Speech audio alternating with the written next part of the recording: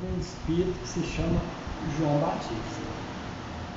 E se trata do nascimento desse espírito. E para o espiritismo, João Batista foi um homem muito importante. Aí todos nós sabemos disso. Ele foi o precursor do cristianismo. Ele veio na frente de Jesus, né? E também teve um nascimento misterioso, igual de Jesus. O nascimento de Jesus foi anunciado por um anjo. O nascimento de João Batista também foi anunciado por um anjo, né? E tanto é verdade que é um nascimento assim polêmico, igual o do Cristo também é polêmico, porque a mãe disse que era virgem. O do João Batista não é diferente do Cristo. Por quê? Porque a mãe dele era de idade muito avançada e além disso era estéril. Tanto é que o pai fala para aquele espírito, para aquele anjo, né, que se materializa na frente dele, e ele fala, mas eu não posso ser pai, a minha mulher já é de idade avançada e além disso é estéril. E o espírito naquele momento diz para ele, falou assim, ó, para que não duvides daquele que senta ao lado do Senhor, tu ficarás mudo até o nascimento da criança. Então está aqui. E o Espiritismo ele fala quem é João Batista, as outras reencarnações dele, né? E a Bíblia vem comprovar o que o Espiritismo fala de João Batista. O Espiritismo fala que aquele João Batista, aquele pregador, aquele pastor batizador, o Espiritismo fala que ele é o espírito de Elias reencarnado. E a Bíblia ela fala a mesma coisa, só que ninguém identifica isso. Então cabe a nós identificar isso agora. Tá certo? Então vamos ver se a gente acha vestígios aqui nesse livro para provar se o Espiritismo realmente está certo ou está errado, né? Então aqui no Evangelho de Lucas está escrito assim, tem um prefácio, né, onde Lucas troca algumas palavras com o Teófilo, que era um amigo dele. Tendo, pois, empreendido por em ordem a narração dos fatos que entre nós se cumpriram, segundo nos transmitiram os mesmos que os presenciaram desde o princípio e foram ministros da palavra, quer dizer, foram pregadores. Pareceu-me também a mim conveniente descrevê-los a ti, ó excelentíssimo Teófilo, por sua ordem, havendo-me já informado minuciosamente de tudo desde o princípio, para que conheças a certeza das coisas de que já estás informado. Então o Evangelho de Lucas é um evangelho de pesquisa. Além de ele ser um evangelho pesquisado, que ele foi de boca a boca naqueles que apertou a mão de Jesus, o Lucas não. O Lucas ele não pegou na mão do Cristo. Ele não era discípulo do homem. Ele veio depois que o homem morreu. Então, para ele escrever o evangelho que tem tudo a ver com os outros evangelhos que apertou a mão do homem, é lógico, ele era médico também? Ele era. Tinha que ser um grande psicólogo também para poder narrar os fatos que ele narra, né? Então ele no evangelho dele ele começa assim, ele começa falando de João Batista, ele não começa falando do Cristo, ele começa falando de João Batista. Ele foi mais além do que os outros, né? Ele começa assim, ó. Existiu no tempo de Herodes, rei da Judéia, um sacerdote chamado Zacarias, da ordem de Ábias, cuja mulher era filha de Arão, e o seu nome era Isabel, e eram ambos justos perante Deus, andando sem repreensão em todos os mandamentos e preceitos do Senhor. Não tinham filhos, porque Isabel era estéril, e ambos eram avançados em idade. E aconteceu que, exercendo ele o sacerdócio diante de Deus, na ordem da sua turma, quer dizer, ele era um dos sacerdotes do templo, o pai do futuro João Batista, que o nome dele era Zacarias. Então o senhor Zacarias, ele era um sacerdote. Até aí, entendido? Beleza? A mulher dele é chamada Dona Isabel. Ela era mocinha, bonitinha, como é que era? Ela já era de idade avançada. E era estéril. Tá. E era estéril, inclusive. Segundo o costume sacerdotal, coube-lhe em sorte entrar no templo do Senhor, para oferecer o incenso. E toda a multidão do povo estava lá fora, orando a hora do incenso. E um anjo do Senhor lhe apareceu, posto em pé, à direita do altar do incenso. E Zacarias, vendo, turbou-se e caiu de temor sobre ele, quer dizer, ficou com medo. Mas o anjo lhe disse: Zacarias, não temas, porque a tua oração foi ouvida. E Isabel, tua mulher, dará à luz a um filho, e lhe porás o nome de João. E terás prazer e alegria, e muitos se alegrarão no seu nascimento, porque será grande diante do Senhor, e não beberá do vinho, e nem bebida forte, e será cheio do Espírito Santo, já desde o ventre da sua mãe, e converterá muitos dos filhos de Israel ao Senhor seu Deus. E irá diante dele no espírito e virtude de Elias, para converter os corações dos pais aos filhos e os rebeldes à prudência dos justos, com o fim de preparar ao Senhor um povo bem disposto. Disse então Zacarias ao anjo: como saberei isso? Pois já sou velho, e minha mulher avançada em idade. E respondendo o anjo, disse-lhe: eu sou Gabriel, que assisto diante de Deus, e fui enviado a falar-te, dar-te estas alegres boas novas. E eis que ficarás mudo, e não poderás falar até o dia em que estas coisas aconteçam, porque não crestes nas minhas palavras, que a seu tempo se hão de cumprir. E o povo estava esperando Zacarias, e a maravilha-se de que tanto se demorasse no tempo. Quer dizer, o povo estava orando lá fora, ele sozinho lá no altar, e eles estavam preocupados, porque estava demorando demais, e ele não saía. Eles queriam saber o que estava acontecendo.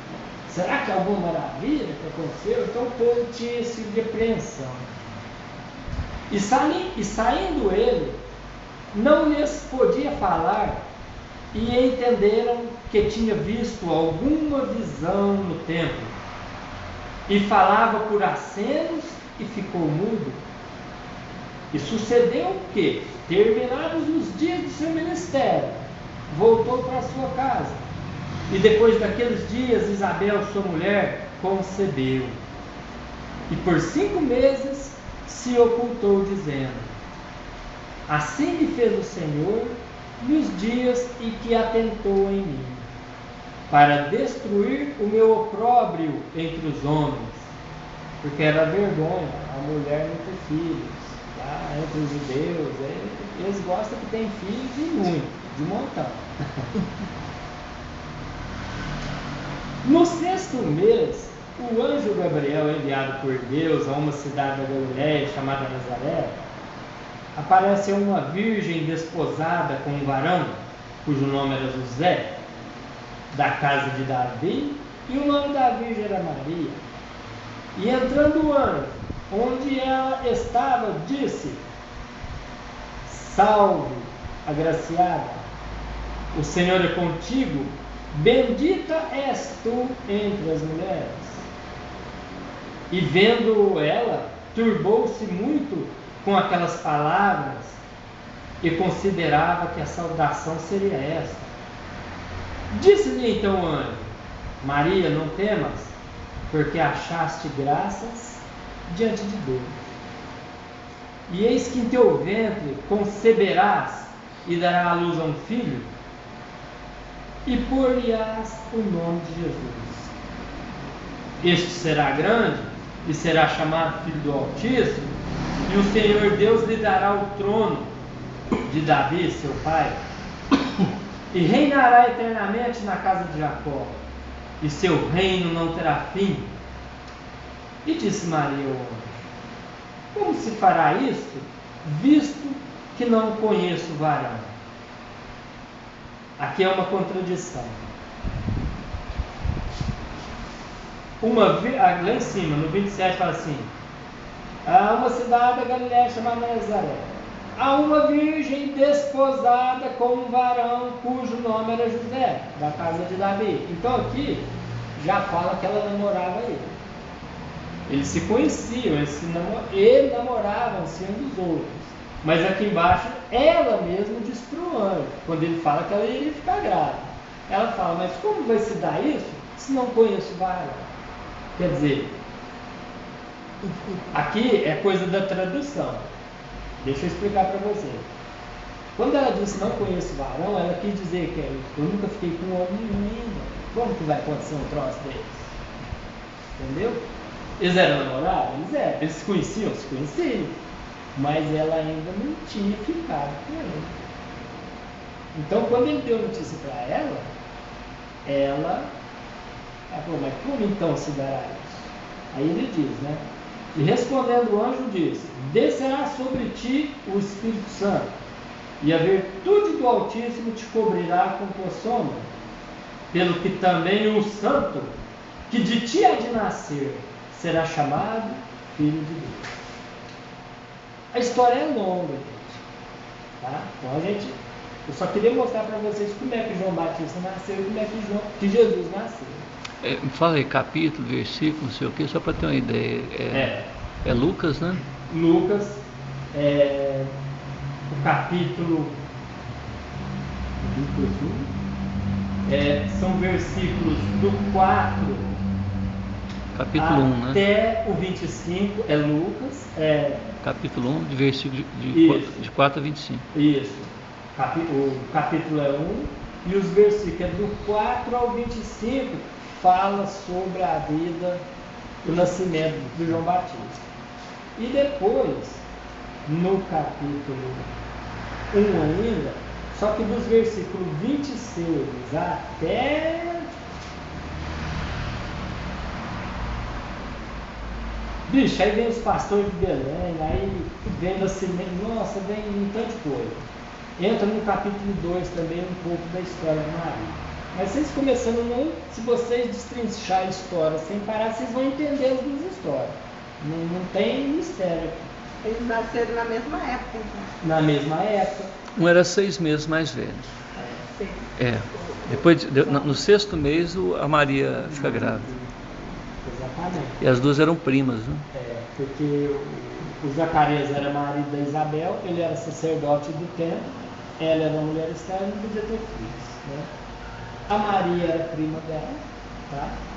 E significa que João Batista e Jesus eram primos também, né? Só que como a Isabel ficou grávida primeiro, então uma diferença de 6 meses aí de um primo para o outro. Tanto é que a Isabel estava grávida, que quando o anjo visita ela, diz para ela: o mesmo se sucedeu à tua prima, a Isabel. Então, quando elas se comunicaram, ela sentiu vontade de visitar a prima, que era numa cidade ali por perto, mas era distante, né? E ela foi visitar a prima, e quando ela visita a prima, né, aí acontece como é que chama? A revelação que o anjo tinha feito para Maria. E ele será cheio do Espírito desde o ventre da sua mãe. O anjo falou isso para ela, entendeu? Para Isabel.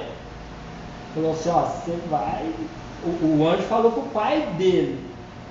Falou assim, ó, não duvida não, porque ele vai ser assim, assim, assim. E ele vai ser cheio do Espírito a partir do ventre da mãe. E foi verdade, porque já tinha 6 meses. Quando a Maria, o Senhor Jesus na barriga dela, quando os dois se encontram, as duas se encontram, a Isabel fica mediunizada, certo? Ela sente a criança rolar dentro do ventre dela, ela fica mediunizada, porque a Bíblia diz que ela ficou cheia do Espírito Santo. Ficar cheia é aquele processo que a gente sente de inchaço. E às vezes quando a gente está meio mediunizado assim, você fala, pô, mas o sapato apertado, minha mão cresceu. É aquilo lá, ficar cheio do Espírito, entendeu? Quem já passou pelo processo sabe o que o livro está falando, se identifica, sabe como é que a coisa acontece. E aí, ele faz a saudação à mãe do Senhor Jesus, que acaba de entrar na porta. Então ele faz aquela saudação dos irmãos. Ela fala, salve Maria, cheia de graça, que bendito é o fruto do vosso ventre, Senhor do Altíssimo. E a Igreja Católica fez a oração, Ave Maria, cheia de graça, bendito é o fruto, devido a essa oração do anjo Gabriel, que fez a saudação da Maria. Era a mãe do Senhor que estava chegando naquele momento, certo? Mas falando de João Batista, o Espiritismo fala que o Espírito de João Batista ele veio na frente, ele veio junto com Jesus, porque ele iria começar as pregações dele primeiro que Jesus. Jesus começou com 33 anos, né? Ele não. Ele começou bem antes. Então, ele era um homem temido pelos reis da época, pelas autoridades da época e pelo povo da época. Porque João Batista ele era um homem rígido, ele era um homem bravo, ele não gostava de brincadeira não. E ele não tinha medo de nada, tinha que falar, ele falava, né? E o Espiritismo diz que esse espírito que vem na frente, chamado João Batista, ele é a reencarnação do famoso Elias, aquele que brigou lá com os sacerdotes lá do templo de Baal. E na época dele, que ele era vivo, os sacerdotes lá não queriam cumprir aquilo que ele pedia. Então ele ofereceu um desafio para os sacerdotes. Ele falou, ó, pode acender a lenha aí, pode colocar as pias de lenha, pode pôr o carneiro em cima dela, porque nós vamos oferecer a ovelha em nome do Senhor, nós vamos oferecer esse sacrifício para ele. Mas ninguém vai acender o fogo não, quem vai acender é Deus, foi isso que ele falou. O homem de vocês pensam que é qualquer médio hoje que pode fazer um troço desse?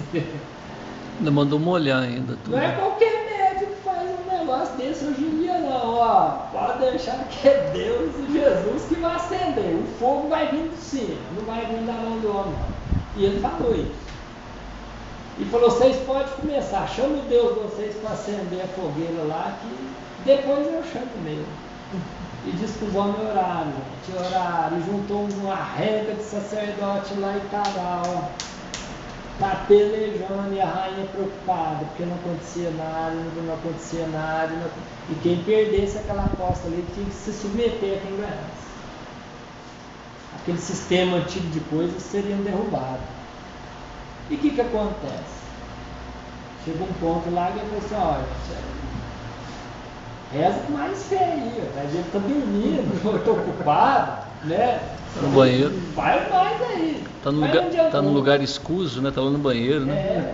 Então vai ver que esse Deus não tem tão culpado, mas bate passando na porta, às vezes ele acorda e nem né, acender. Então ele ainda tirava um sarrinho neles lá, mas não adiantava não. Até que não teve jeito, ele pega e resolve entrar em ação, ele simplesmente abre os braços, e com a força espiritual que aquele espírito tinha, já estava tudo planejado para aquilo acontecesse, tanto no carnal como no espiritual. Ele era um grande médium, Elias, quando era vivo. Ele era um homem de poder muito grande. Foi um dos maiores pregadores da época e que conseguiu mudar muita coisa para derrubar aquelas religiões que ofereciam sacrifícios humanos, aquelas religiões que queriam dominar os povos da época pelo medo e etc, etc. Ele entrou no meio da coisa e aonde ele entrou, ele resolveu o problema assim. A coisa mudou da água para o vinho. Mas ele fez algumas coisas erradas também. Na luta contra os sacerdotes lá, né? Por ele ter ganhado aquela aposta, aquele desafio, ele manda cortar a cabeça de muitos. Mais de 80, 400 sacerdotes. 400 sacerdotes. Olha aí. Mandou cortar a cabeça deles. E aí o que acontece? Ele amaldiçoa o rei fica louco, fica uns 3 anos andando, comendo raiz. Acontecem uns fatos lá entre ele e a Jezibel lá. E a história é longa, gente. Ela fica louca, os próprios cachorros dela, ela cai lá de cima lá do palácio dela, cai lá embaixo no quintal, os cachorros dela comem ela, sabe? Virou anarquia o reinado dela. Mas nós não vamos entrar nessa parte agora não. Nós estamos falando de João Batista, certo? E o Espiritismo, ele fala que depois disso, esse espírito Elias, ele volta, mas ele volta em corpo diferente. Ele volta no manto carnal de João Batista, formando João Batista. E aonde a Bíblia nos fala que isso que o Espiritismo prega é verdade. Nesse versículo aqui, ó, quando você está lendo sobre João Batista, certo? O próprio anjo, ele fala aqui, ó, você terá prazer e alegria, e muitos se alegrarão no seu nascimento, porque será grande diante do Senhor. Não beberá vinho e nem bebida forte, e será cheio do Espírito, já desde o ventre da sua mãe. E converterá muitos dos filhos de Israel ao Senhor seu Deus. E irá, aqui começa no 17. Eira! Por que o anjo falou isso, gente? Olha onde ele entrou. O anjo entrou numa coisa espiritual, falando com Zacarias. Olha o que ele falou. Eira! Adiante dele. Irá adiante dele no espírito e virtude de Elias. O homem já tinha morrido há mais de 200 anos, o tal de Elias. Que o anjo tinha que falar isso para Zacarias? Meu, você vai ter um filho, seu filho vai se chamar João Batista. E irá diante dele em espírito e virtude de Elias. Deu para vocês entenderem agora? Tem espiritismo na coisa? Não tem. O espiritismo está errado quando fala que posso falar? É reencarnação, entendeu? Tem um pastor que pegou nesse ponto aí, ele comenta o seguinte, que o Elias não morreu, o Elias foi arrebatado. Então passou lá uma carruagem de fogo, levou ele lá para o paraíso e ele está vivo. Mas ele não entendeu o porquê disso. É assim, que é o Então ele fala assim, o Elias não morreu, assim como Moisés também não morreu. Vamos entrar nisso também. Moisés também foi arrebatado. Mas o João, que Jesus fala, e Elias veio e vocês não observaram isso daí, né? Se passar tem Mateus. Então ali os Espíritos alertam que João foi uma criança que nasceu, agora está contando a história. Então se o João teve a barriga da mãe, tudo assim, se ele era Elias reencarnado, né? Porque mesmo que o Elias foi arrebatado, não sei o que, aproveitando essa deixa aí, ele teve que passar pela reencarnação. Entendeu? Então, gente, o que eu quero que vocês entendam é o seguinte: a gente tem que pegar sua memória e colocar lá no dia que o anjo estava no altar conversando com o sacerdote. Falou: ó, você vai ter um filho. Mas minha mulher é estéril. Rapaz, não quero saber se a sua mulher é estéril ou não. Eu estou falando, pronto, acabou. E ele vai ser isso, isso e isso, que eu acabei de ler aqui para vocês. E adiante dele, no espírito, é virtude de Elias. O que o anjo tinha que falar do espírito de Elias, que já tinha morrido há centenas de anos ali naquele momento? Por quê? Que aquele espírito estava materializado, conversando com aquele sacerdote. Por que ele foi buscar o espírito de Elias para falar com o cara? Vocês param para pensar nisso? Por que ele fez isso?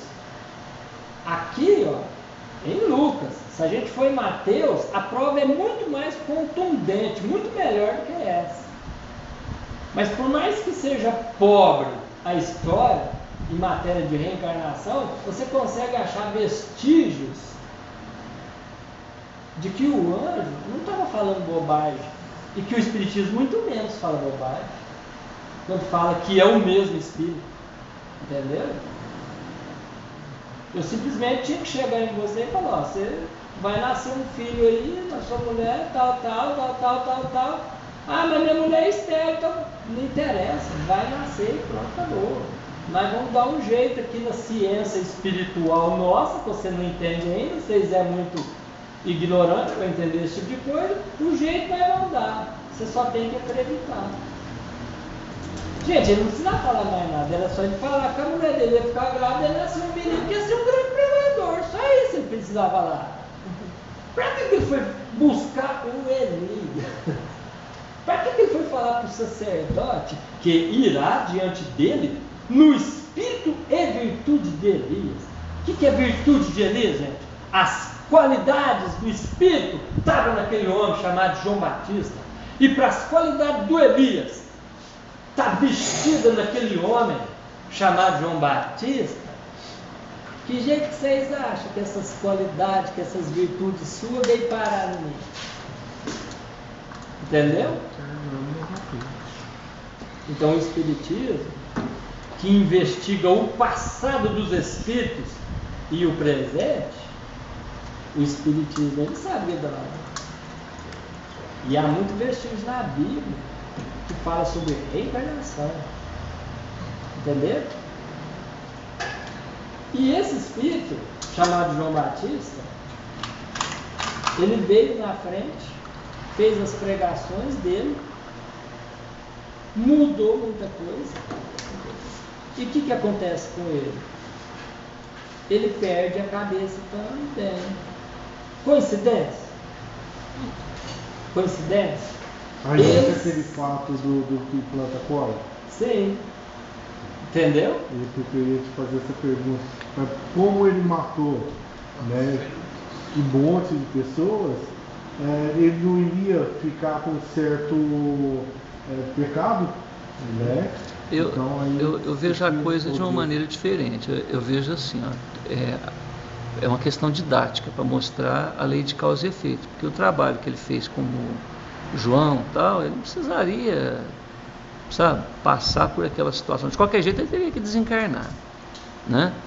Então, como o objetivo do texto é ser didático, quando Jesus vai ser batizado pelo João Batista? Pelo João, ele fala: não, eu não tem condição de te batizar, não, eu sei que tem que me batizar. Não, é assim que está escrito e tal. Quando ele pega o burrinho também e sai lá, aquilo tudo estava escrito lá atrás, que algum profeta lá atrás falou que ele ia entrar aclamado e tal. Então, alguém lá no passado falava alguma coisa e lá na frente ele, né, repetia todo o processo que já estava previsto para que a pessoa fizesse a conexão entre os fatos. Agora, falando daquele assunto que o Edinho levantou, se a gente falar isso aqui para outras doutrinas, para outras religiões, a pessoa não acredita. Fala, não, você está ficando doido, tal. Elias foi arrebatado. Porque Elias, a morte dele foi de uma maneira diferente, né? Arrebatado como? Arrebatado que eles falam, que a igreja fala, é que o corpo está aqui, de repente o corpo some, igual Jesus. Puseram lá dentro do coisa, na hora que abriu não estava lá mais. Então eles falam, não, Jesus está vivo até hoje, porque ele foi arrebatado. Jesus não morreu. Tanto é que não morreu que ele apareceu depois. Então eles falam que ele está vivo, mas não está vivo em espírito. Eles falam que ele está vivo de carne ainda. Que na onde o homem vive, não existe a morte igual nós pensamos. Eles estão vivos de carne e osso. E nós não acreditamos dessa maneira. Nós acreditamos que todos os espíritos, não importa o seu atraso ou a sua evolução, nasceu na Terra, tem que passar pelas leis da Terra, as leis físicas da Terra. Até o próprio Cristo, que é o governador do nosso sistema, ele teve que nascer de parto normal, entendeu? Tem que passar assim pelas leis da Terra. Não tem como ser diferente. Não tem como um espírito materializar num planeta de matéria e ali viver normalmente e cumprimentar os outros como se fosse de carne. Não, ele tem que se encaixar nas leis físicas da matéria. Vai nascer de parto normal como todo mundo. Jesus não poderia ter se materializado igual o ladinho da lâmpada maravilhosa e feito o que ele fez? E se ele tivesse feito isso, a gente ia acreditar nele hoje? Não iria acreditar nele se ele tivesse se materializado. Entendeu? Por que a gente não iria acreditar? Porque um espírito materializado, se você prega ele na cruz, ele não sente nada. A chicotada que ele leva, ele não vai sentir nada. O João Batista Rusteng vai por esse lado, né? Tem uns caras aí que eles vão por esse lado, mas tem enganado. Então, Jesus, quando ele nasceu, ele simplesmente veio nos trazer um exemplo. Ó, tá vendo isso que eu passei aí? Vocês vão passar também na vida de vocês. Vocês vão ser caluniados, injuriados, vocês vão ter problemas, vocês vão ter dificuldade, tudo que eu sofri, vocês vão sofrer também. Mas se ele fosse um espírito materializado e não tivesse nascido de parto normal, o que a gente estaria pensando? Senhor, o senhor passou por tudo aquilo lá, mas o senhor não sentiu nada, mas eu estou sentindo. Não é isso que a gente ia falar hoje? Então seria um engodo, seria uma mentira a história do Cristo. A história dele não nos convenceria na era moderna de hoje. Falar, então assim, eu posso me candidatar a Cristo também, né? Eu simplesmente chego lá num planeta de expiação e prova, vou lá, levo a lei do amor, mas nascer em carne eu não quero não. Para sofrer na carne, num povo ignorante, que mete o chicote sem dó, não estou disposto a isso não. Entendeu? Mas ele não. Se ele fosse um espírito materializado, era como se ele tivesse falado isso para o pai dele. Não quero sentir na carne as dores da carne, não quero não. Eu vou materializar lá que é melhor. Vocês arrumam energia suficiente aí para aguentar a barra lá. Mas ele não fez isso. Senão esse livro aqui seria o livro mais mentiroso do mundo. Porque o livro, e aquele lá também, porque o nosso fala a mesma coisa, que é isso. Entendeu? O homem nasceu de parto normal, gente. Para provar para nós que tudo que ele sentiu é verdade. Tudo que ele passou foi verdade. para nos convencer no futuro que vamos passar por aquilo também e vamos ter que aguentar do jeito que ele aguentou. Vamos ter que suportar do jeito que ele suportou. Entendeu? Então, a vida do Cristo e a vida do João Batista, elas são meio semelhantes no nascimento. Entendeu? E na morte, a diferença está na de Jesus. O corpo de Jesus não acharam. De João Batista não desapareceu. Mas ele teve um nascimento misterioso, igual do Cristo. Né? O João Batista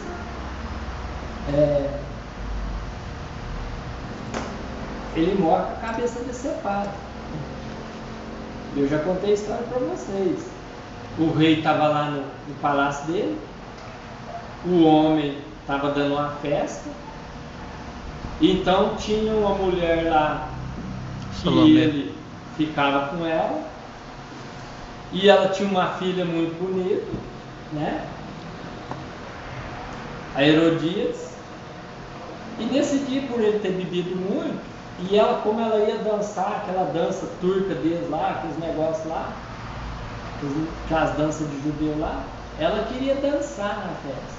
E ele, por ter bebido um pouco, ele se enamorou dela, ele começou a flertar com ela e ele começou a gostar dela. E ele avança o sinal e diz para ela, falou, ó, pede o que quiseres e tu terás.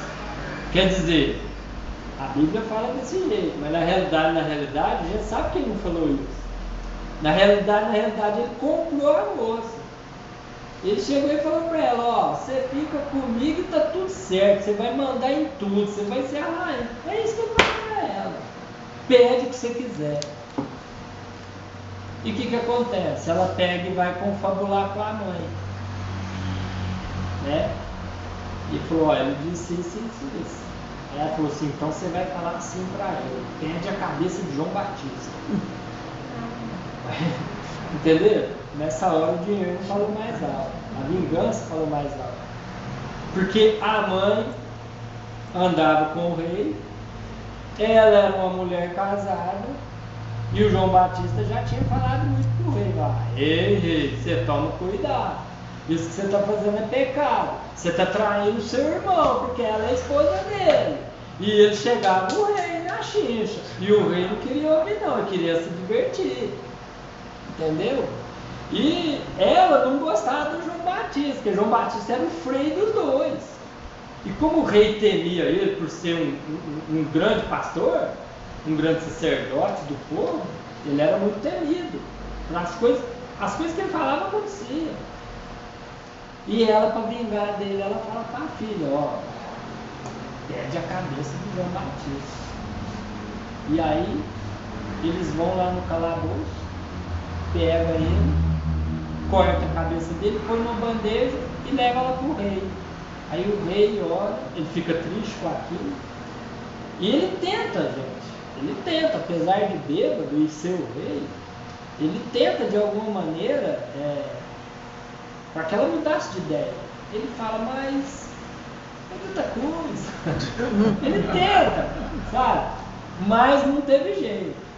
Aí ela pega e diz para ele, perto de todos os convidados, ela diz para ele, palavra de rei não volta atrás. Olha a obsessão aonde entrou, na mãe, na filha e no rei. Entendeu?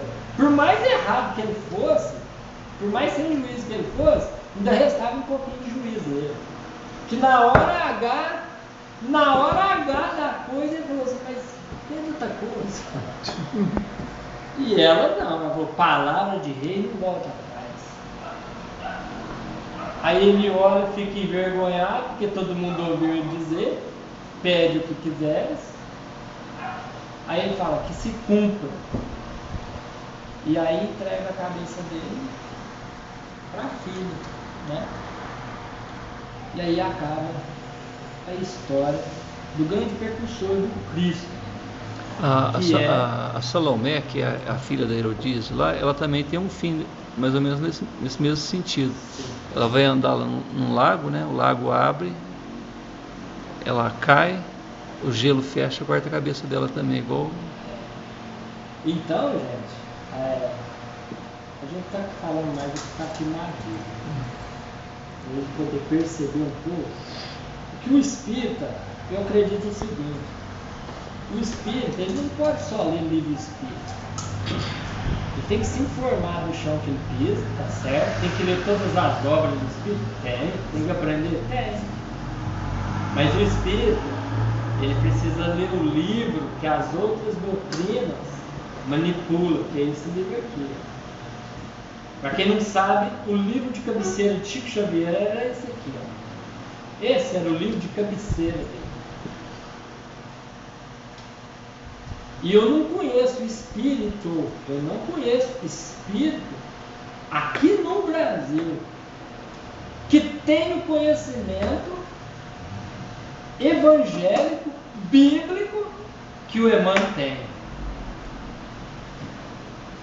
Eu não conheço. Porque Emmanuel, quando ele vai falar desse livro aqui, tá? Não é qualquer espírito que consegue fazer aquilo lá que ele faz, não.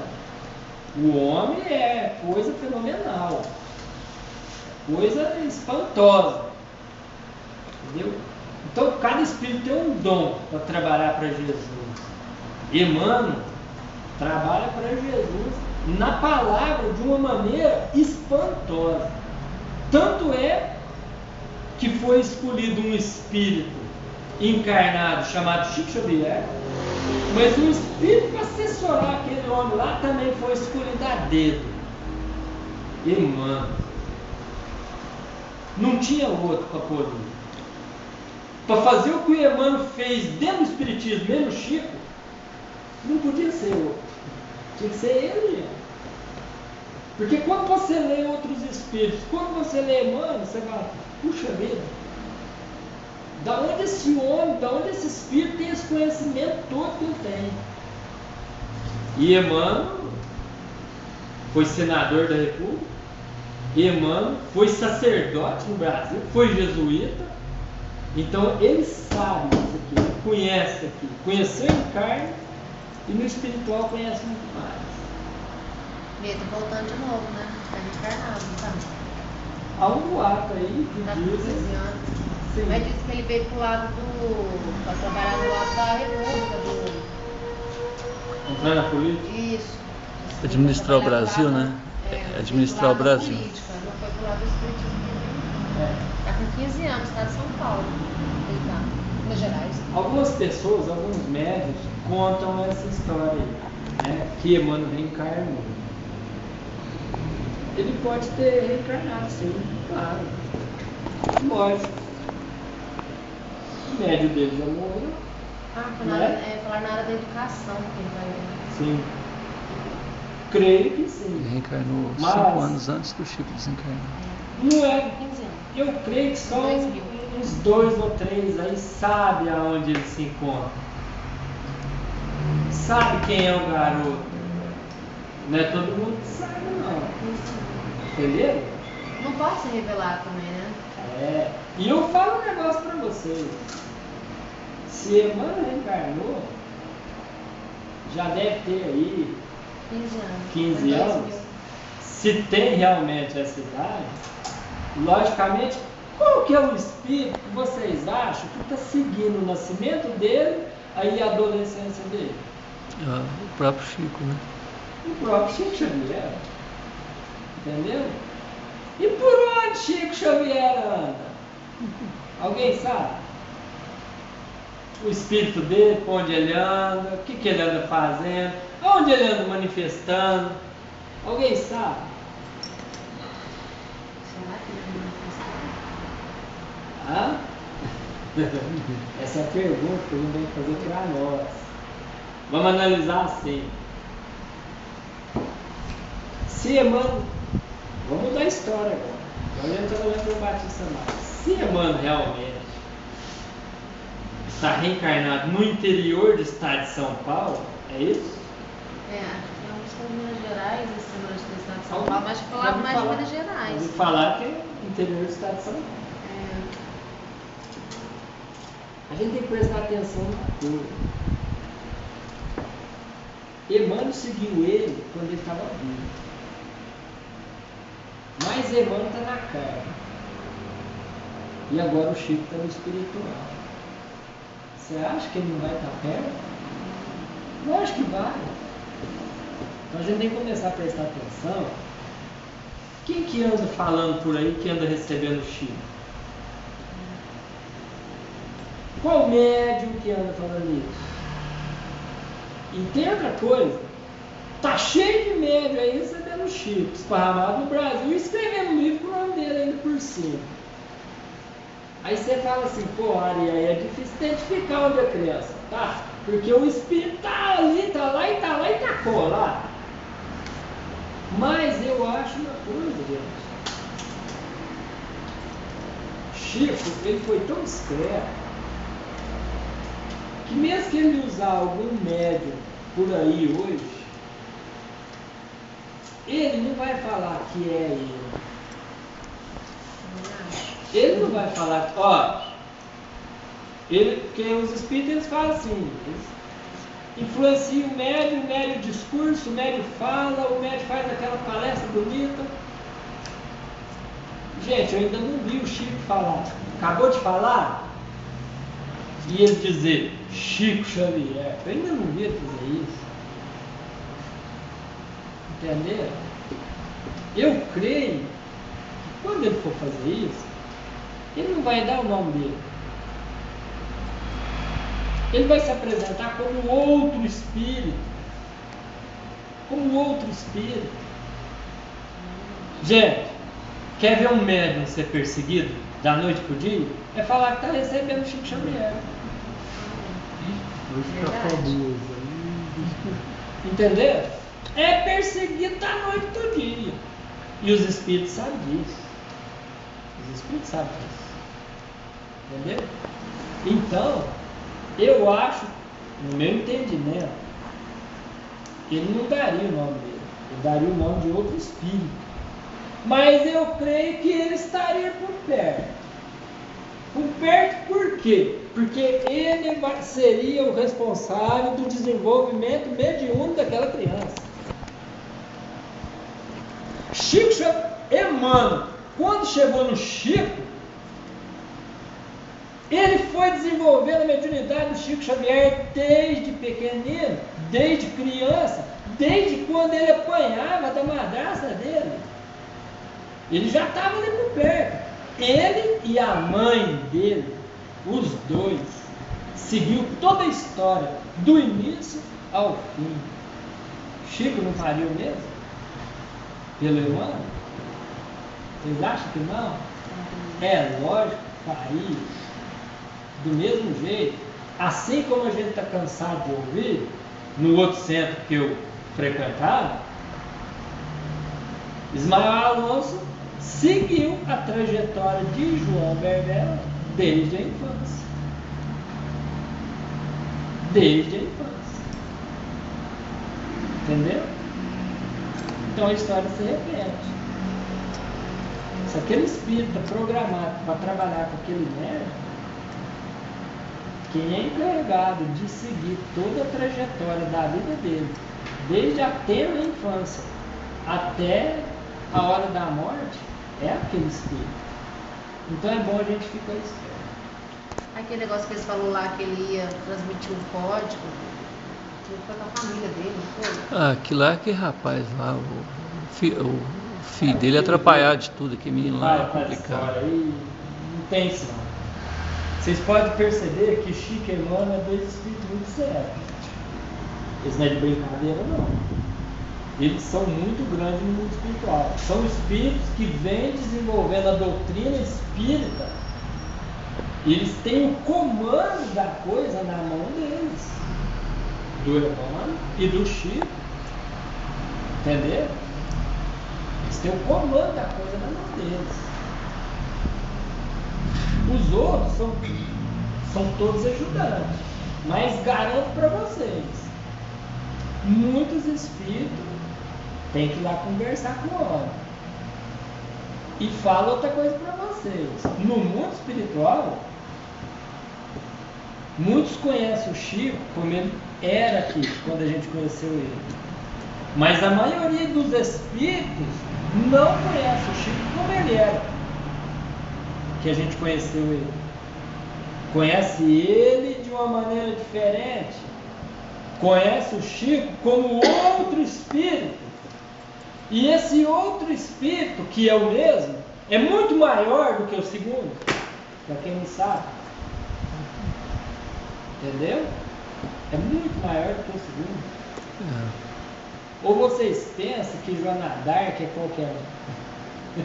Precisa falar mais alguma coisa? Entenderam?